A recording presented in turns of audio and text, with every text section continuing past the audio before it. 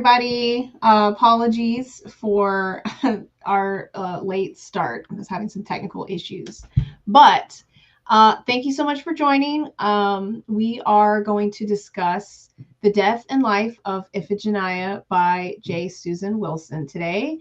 And she is joining us to answer some questions for us and talk more about the book. So thank you, everybody, for joining. And thank you, Susan, for joining us. I am super, super excited. Before we get started, we're going to go through a quick PowerPoint presentation just talking about SASA and who we are and why we're here.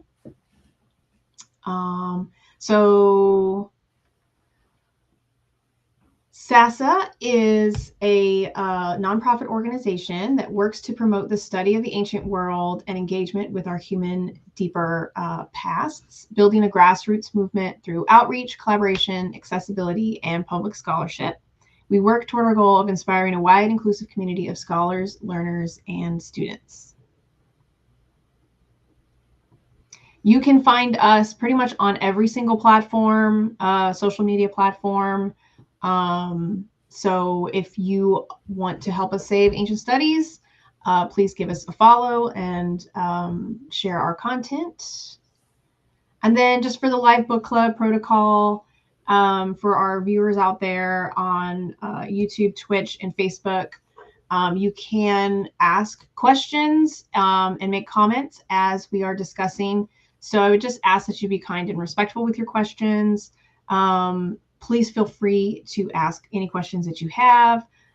Please be patient with the technology and those administering it, which I already thank you for your patience already. SASA live events are live streamed on Twitch, YouTube, and Facebook.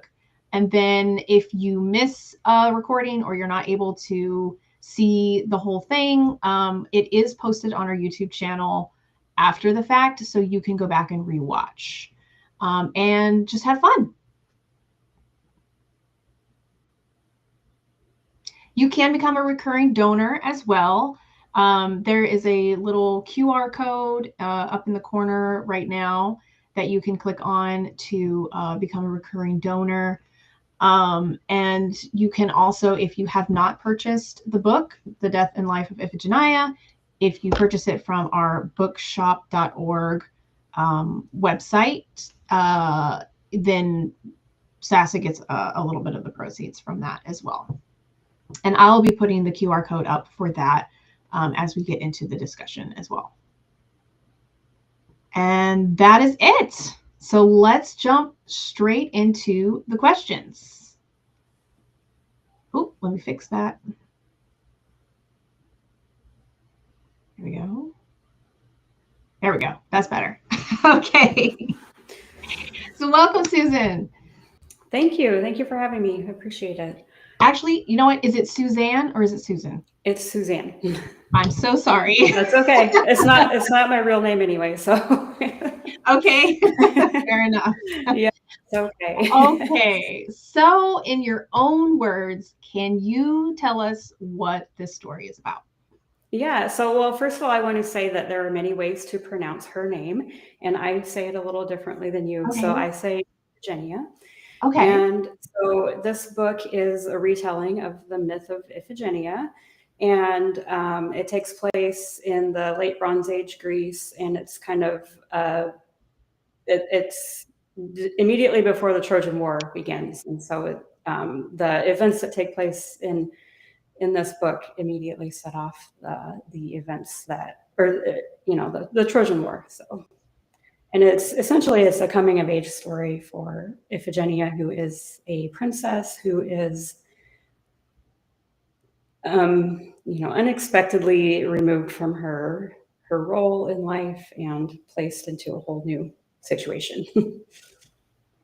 I love that description. Yeah, I like. I love how you walked the spoiler line there. I love that. That's a great description. So how did you first learn about Iphigenia, and what about her made you want to write her story? Yeah, I studied, my degree in college was Ancient Civilizations, which was in the classics department at the University of Iowa. And so that was where I first was introduced to her story and to all of these stories. And I think what really drew me to her story, I was just immediately obsessed with Iphigenia and her.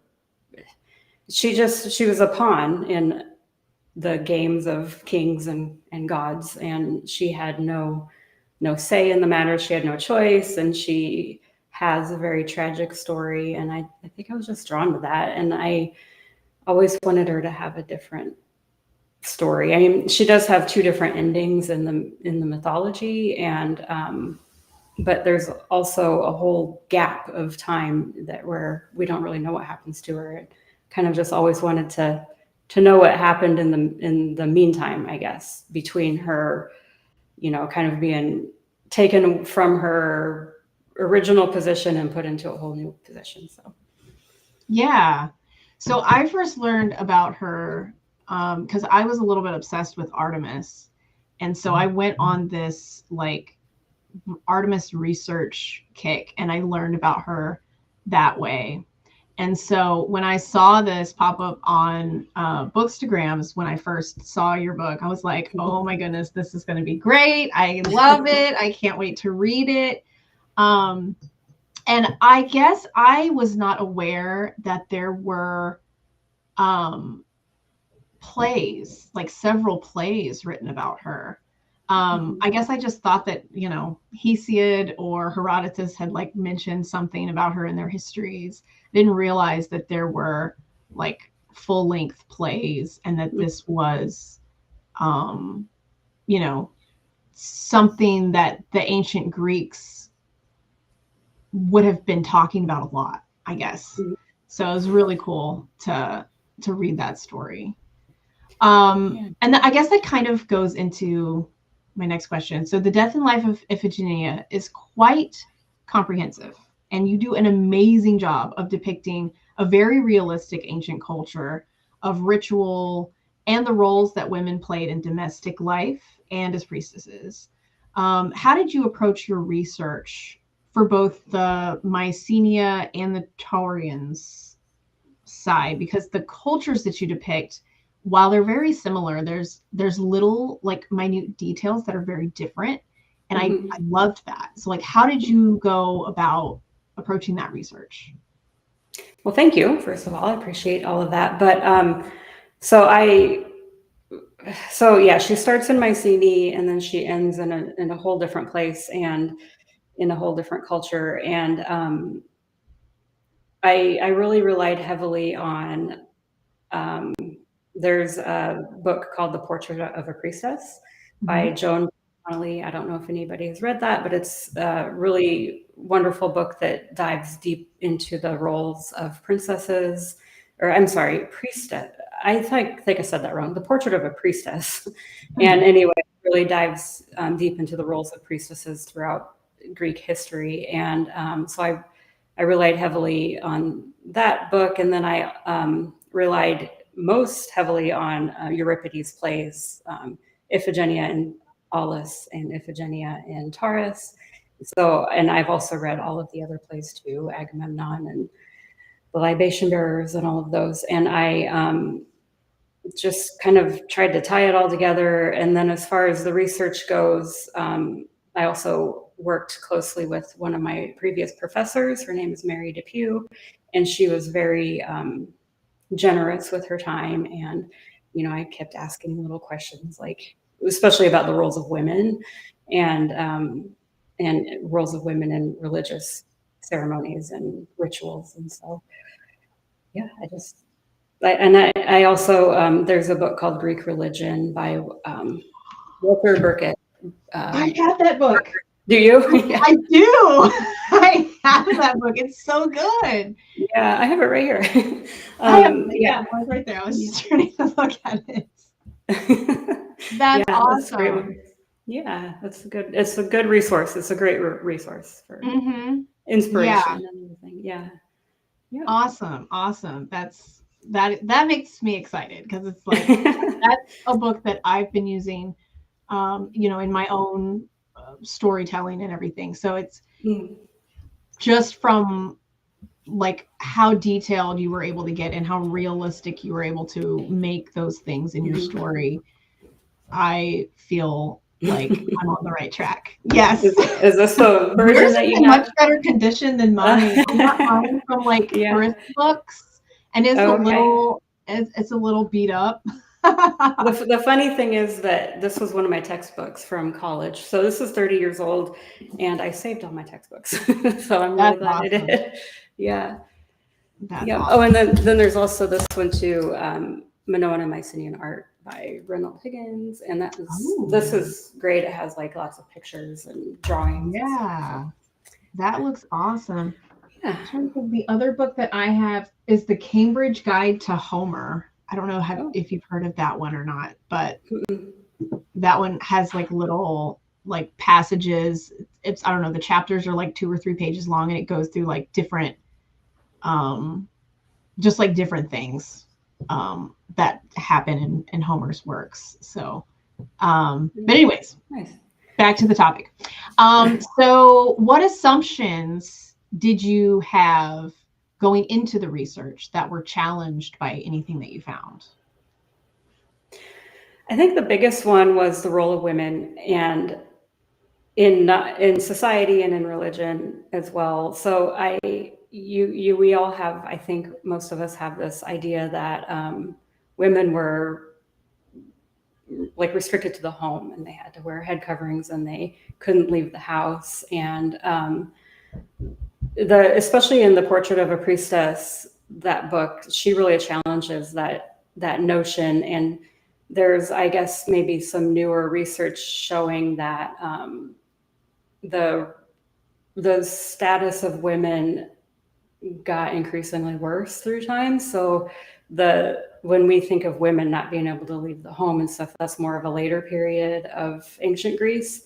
And the period that I'm writing in is the Bronze Age. And so there is like an idea that maybe they had a little more agency back. You would think it'd be the opposite. You would think that things would get better through time, but in fact, they actually got worse through time. And so in the Bronze Age, it's possible that women actually had more agency and more, freedoms, and not to say that they, had all the same freedoms as men did. Of course, they probably did not, but I was really surprised to read that, and I really want to learn more about that.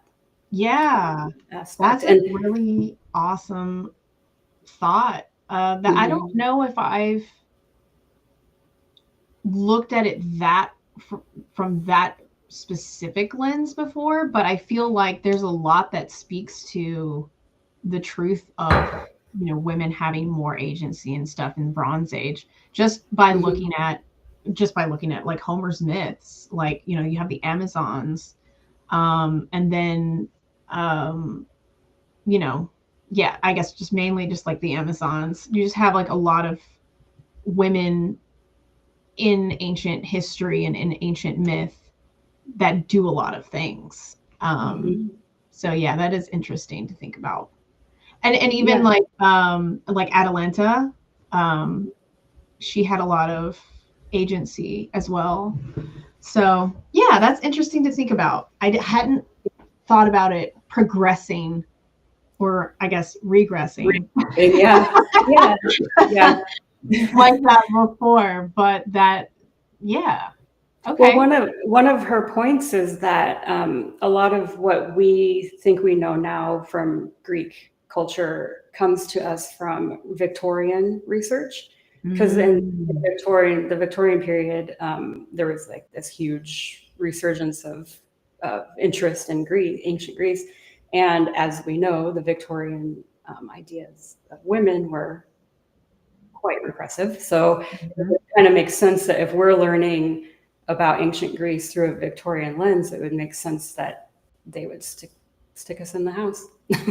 Yeah, that reminds me of an article I read. I think it was like Archaeology News or something like that, but they found a grave of 2 women, and they were buried with like all of these fine objects and even like weapons And then there was like horses that were buried with them too. Wow. And like everything was pointing to these two women being like royalty, like basically kings. But it was interesting because the article, or like I guess the whoever found it, was trying to say that it was like, oh, these must have been like priestesses, and like, you know, they were trying to put a modern or Victorian lens on these women. Must have been like super special. Mm-hmm. They couldn't have just been queens. Queens, right? No, You know, because that's unheard of. A woman right. can't be a queen. So it was just interesting. From that article was just talking about like the bias that people had in interpreting certain things, because it's like, if these two people were male, there'd be no question. They would be kings, you know, like we wouldn't even question that. Right. So it was interesting, the mental gymnastics that they were trying to do to make this particular grave like fit the accepted narrative against evidence. Yeah.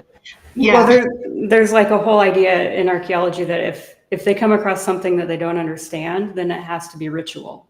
It has to be like religious in nature. So if you come across women who are in power, well, I don't understand that, so it has to be ritual. Yep.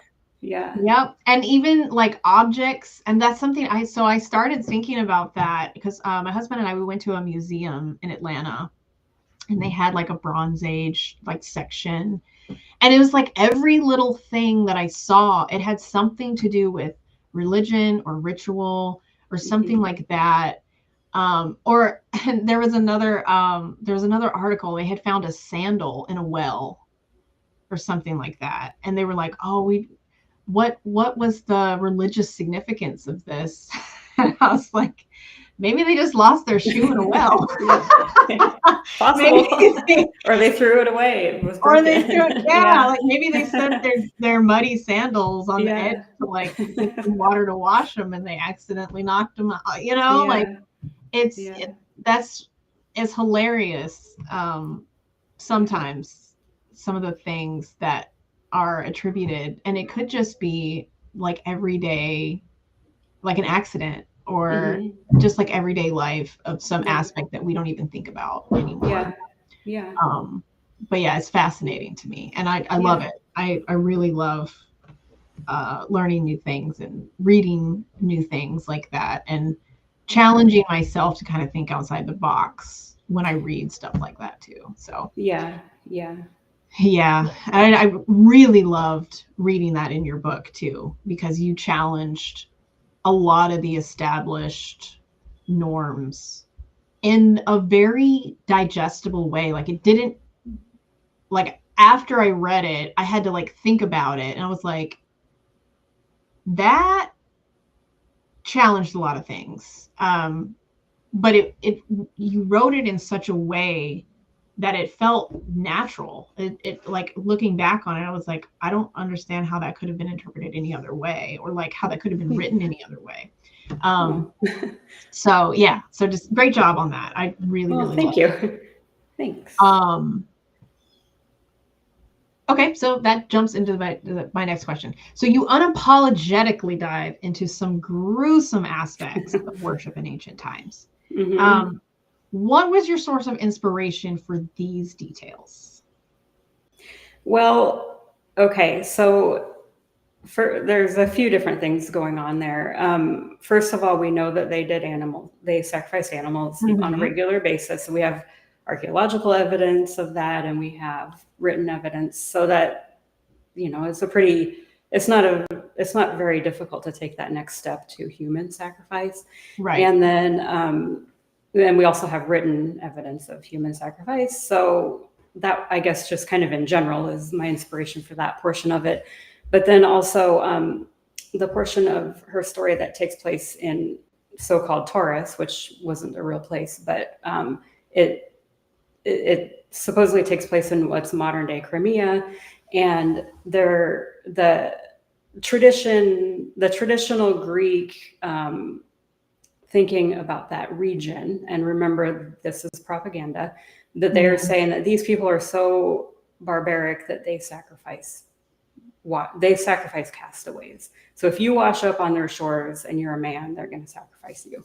And so that's part of the written, like Euripides talks about that, and other, I think it's Hesiod might also talk about that. So that's where that idea comes from, the human sacrifice taking place in that region. And then as far as like the visual aspects of it, I take inspiration just from the wall paintings that have survived from that time period, and other, jewelry and stuff like that. So Yeah. A lot of it is right in here. Yeah. So I love that. And I loved the depiction of the jewelry too. You went into such detail about like the snake bracelets and stuff. And like, as I was reading, I was like, I do too. I do too. Yeah. If you find one, let me know. I want one too. Yeah, that was awesome. So yeah, the human sacrifice thing, it's also in Homer. Yeah. So there's tons of evidence of that. And I think growing up, and what I feel like a lot of the retellings nowadays shy away from that. And yeah, and I appreciated you not doing that, especially because, this is a book about a priestess.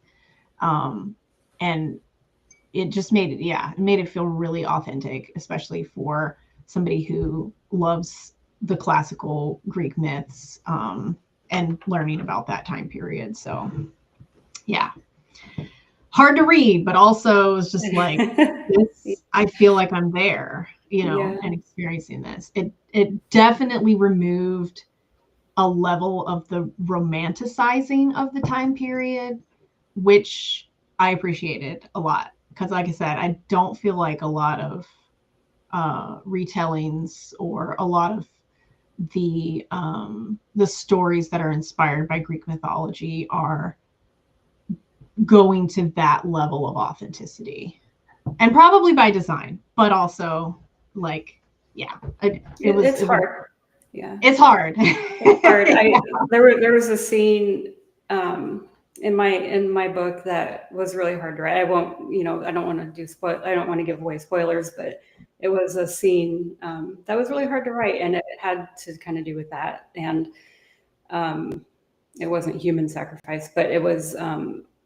It's hard to write that sometimes. You have to be in the right frame of mind. Mm-hmm. It's a scary frame of mind to be in. Yeah. So, yeah. Another thing I just kind of want to point out about human sacrifice, and I don't know that there's much evidence, if any evidence, that was taking place during the Bronze Age in this region, if it really was or not. But I think that a lot of these stories that come to us from the ancient periods are kind of cautionary tales. So I think they're saying, hey, don't kill your daughter. Don't do that. Don't kill your kids. Don't kill your spouse. Don't kill castaways. Just don't do that. I think so. I think, but then you have to imagine that if they're having to write these cautionary tales, then it must have happened at some point. So that's kind of where my mind goes with it. Is it must have happened at some point.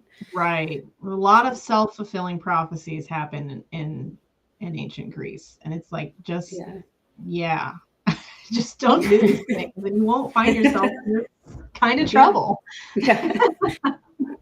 Yeah, for sure. So what was your favorite thing that you found during your research? Honestly, I think it kind of is the same. It goes back to the roles of women, potentially being not quite as restrictive as we think, the further we go. And so, I really enjoyed considering that. I don't know that there's a ton of evidence for it, but it's fun to consider that. Not fun, I guess, but it's nice to consider that might not have been so bleak for women all along. Yeah. So, yeah.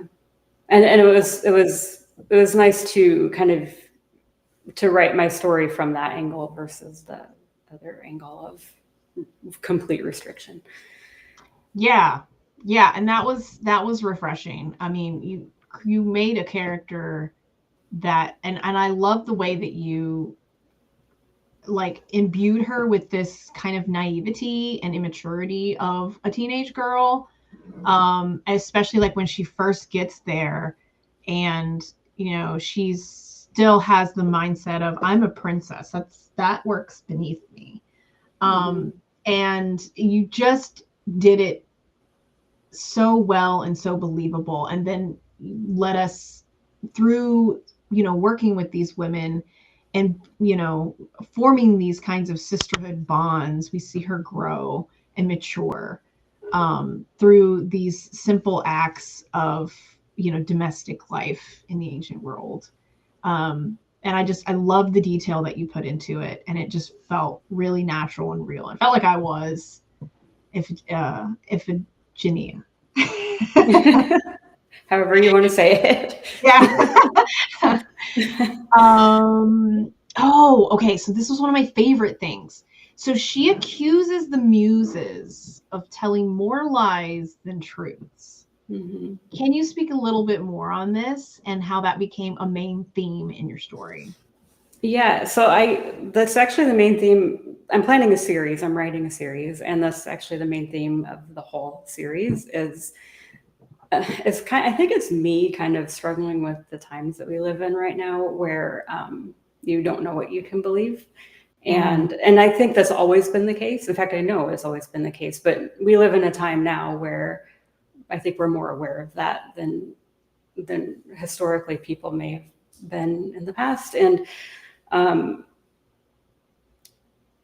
the story, I mean, everybody always says history is written by the winners, and that's true. And I think I'm just kind of grappling with in my own personal life as well as in my stories is what can you believe and what's if somebody tells you a story, for example, like in the case of Iphigenia, where she's hearing like these singers that come around and tell to they're telling everybody through song what's happening in the war and stuff, and she's wondering, well, can I believe this because I know that they're lying, because she hear they come and they sing songs about her that aren't true, so she knows. She says, well, okay, well, if these bards are singing songs about me that aren't true, then what else is not true? What else are they saying that's false? And so, and what are their motives? What are they trying to accomplish by telling these false tales? And so, and I put that burden, I guess, on the muses, the goddesses, because in in that time period, she probably would have believed something like that, that it was the goddesses who were putting these ideas into the heads of the singers, who were then spreading these stories that weren't true. So I think that's right. what I'm kind of grappling with that right now, and that's where this is coming through in my stories. Yeah, no, I love that. And that makes perfect sense too, because I mean at the beginning of every epic poem it's like, sing muse of the rage Yeah. of Achilles, or Mm-hmm. sing muse of Odysseus. So it's like they are invoking the muses to inspire them to tell the truth about a story. So that makes sense, why she would be feeling that way. And it struck me as particularly interesting because um, the stories that we have, like the epic poem, just the Iliad, for example, it's like there's so much that's left out or left to, like, kind of ambiguity, that it's it gives the impression of things happening in ways that, if you take a critical look at it, it's like, that probably wasn't exactly what was going on right there. Yeah. Right. But because the muses left that out or just skimmed over it, or wrote things around it in a certain way, it kind of negates some of those truths and hides some of those truths, Mhm. um, or changes them completely. So I love that you addressed that in the story. And I feel like it's kind of not a self-fulfilling prophecy, but kind of, because it's like, the Muses have been telling Iphigenia's story,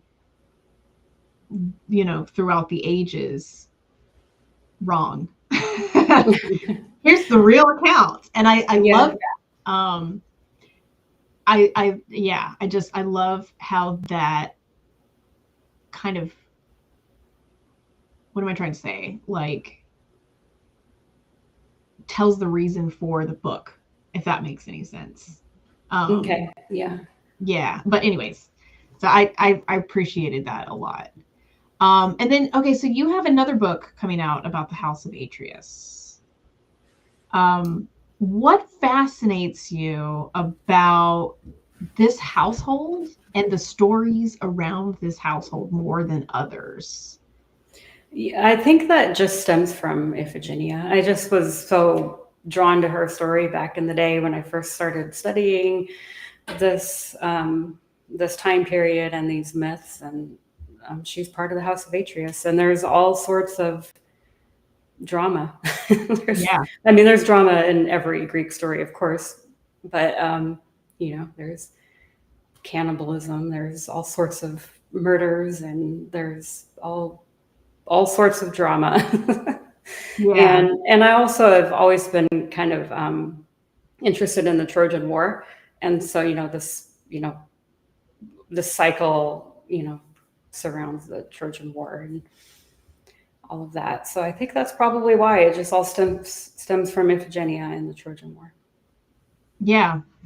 That makes sense. I didn't realize that there was so much either. I mean, like curses and murders and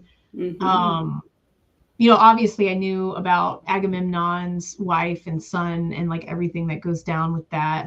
And I knew about Iphigenia, of course. But even like things that happened like before that, before Agamemnon was the king.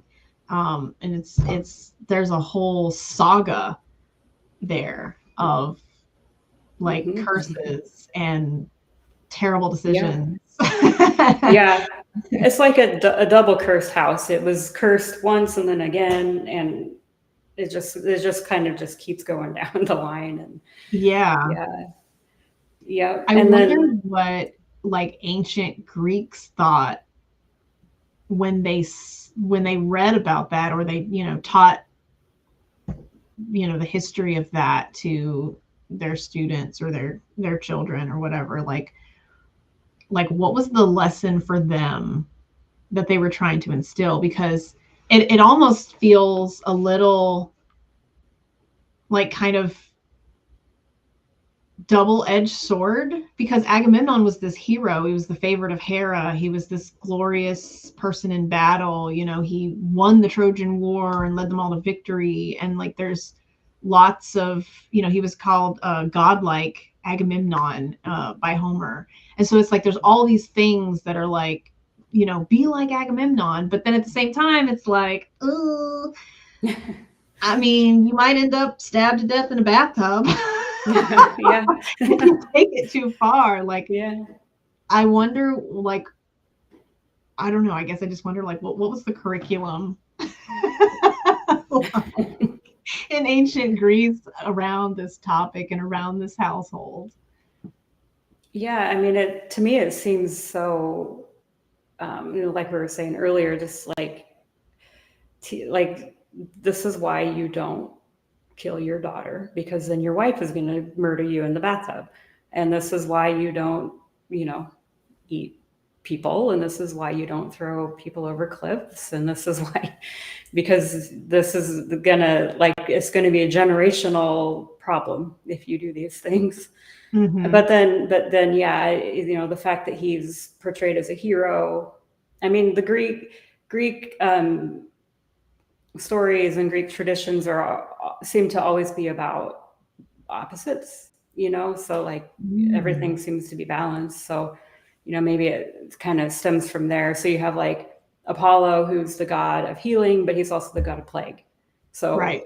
He's going to give you a plague, but then he'll heal you from it.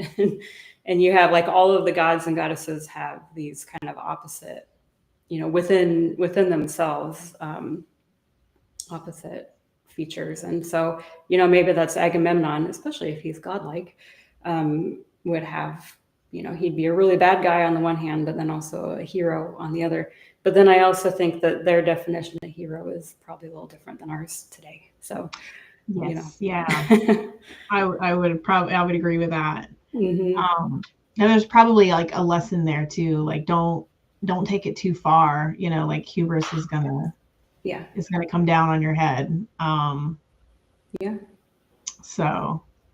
Yeah, they were anti hubris for sure. Yeah. Yeah. Well, okay. Well, I don't think I have. That's all my questions that I have. Did you have any questions or anything else you want to share about this story or anything that you found in the research? Just like little fun facts, maybe something that you weren't able to put in, that you found that was interesting, or just any other little tidbits you want to share? So I'm working on book 2 right now, and I'm not really ready to talk about what that one's about, but it does explore. So where Iphigenia's story kind of focuses on the Muses telling all these lies. This one focuses on oracles and prophecies. And so I've been doing kind of more research on oracles, and I'm finding that fascinating. I mean, I know that there's a school of thought, at least, that the priests and priestesses that were giving these oracles might not have been sober. They might have been, huffing some volcanic gases or something like that.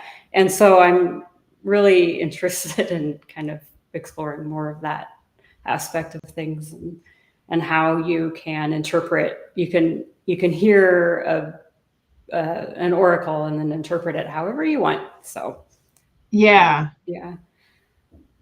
I've always Yeah. found that fascinating too. One of the stories that I'm writing, it has to do with the sack of the sack of Athens by Persia, and the two prophecies that the Delphic oracles gave that seemed to be just so vague and just way up to interpretation of whoever wanted to push their agenda, I guess, or like what they wanted to do. And yeah, it's fascinating to me how oracles were so revered for their wisdom, but then they don't give a lot to go on. It's very much, here's a thought, and then think critically about it, and come up with your own interpretation of what we mean, which may or may not be correct. As whatever happens next will show, I guess. Yeah. Like if it doesn't end well, you didn't interpret it right. Yeah. Well, the interesting thing about these oracles is that oftentimes there would have been a priest or a priestess who was like in some remote, behind a wall or somewhere in a cave or something. And then it was another person who was interpreting what they said, and then telling the initial person who's paying them for this, by the way, so there's like a middle man, there's someone in the middle. And so there's so much room for manipulation. Telephone games, misinterpretations. Yeah. That's fascinating. I cannot wait to read when you have it done. If it explores anything, if it touches on that in any kind of way, that it's just going to be super, super fascinating. Yeah, I'm having fun with it. One of the things that I'm kind of focused on is that people paid for these messages. So, and when you start adding that element into things, then it completely changes everything. If I'm paying you to tell me what I want to hear, you're going to tell me what I want to hear. So Right. yeah, Maybe that's why they were so vague. yeah, Because they were like, vague. I don't want to tell you what you want to hear, but I got to make this Yeah, vague enough so that you go away happy. yeah, and I want my money. So Right. yeah. Oh, That's that great. is something interesting too. I guess I didn't think about this, completely somewhat unrelated, that I discovered in my research, is that they didn't have coins yet. They didn't have money. So I Oh, found that really interesting back in the Bronze Age. So they would have had to pay with, other items, food and wool and other items. Yeah, interesting. a barter society. So Okay. So somewhat unrelated. yeah, somewhat unrelated, but that's a great cultural detail. I love Yeah. that. And I guess that explains how they were able to continue like thriving. Because I would imagine, although I haven't done any research, any extensive research, I would imagine that there's probably not a lot of time for them to do, like weaving or growing their own vegetables or raising their own sheep and stuff. So that would have probably helped to sustain all those priests and priestesses, is people bringing those items to them. So that's an interesting thing to think about too. Yeah. Yeah. All of the, what am I thinking? When you give, when you leave something for a god or a goddess, Offerings. yes, offering, all of those offerings, where did they end up? Right. Yeah. Yeah. Yeah. Right. So, Cool. yeah. That's awesome. Yeah. Well, thank you so much for joining us. If Thank anybody you. out there has any questions for Susanne, please feel free to leave a comment on any of our platforms and ask a question. And yeah, I have the QR code up here for the book.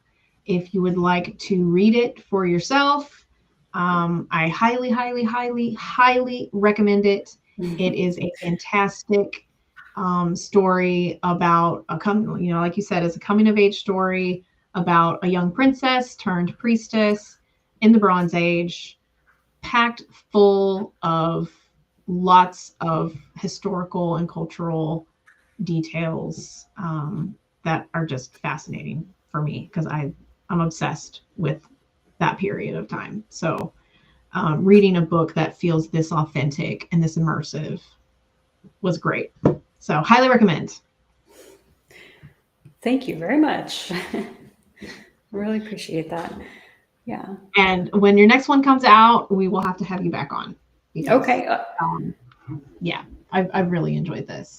Thank you. Well, I actually have a short story available on my website, and it would be Iphigenia's grandmother, Erope. So, and it's Ooh, awesome. available today. Yeah, free. Okay, fantastic. So what is your website? And yeah, what is your website? Where can they find this short story? My website is jsuzannewilson.com, and Susanne is Susanne. And the short story is right there on the homepage, right? The first thing you see is my short story, Erope. So, yeah. Fantastic. Get a little history into Agamemnon's mother and father. Ooh, So, yeah. that's cool. Do we get to see baby Agamemnon too? He is 7-ish, Okay. 7 or 8. Yeah. So yes, we do get to see little Agamemnon. Awesome. Yeah. Okay, that will be fascinating. Yeah. So Cool. Well, thank you so much for joining us, and I hope to see you again. Thank you very much. Thank you.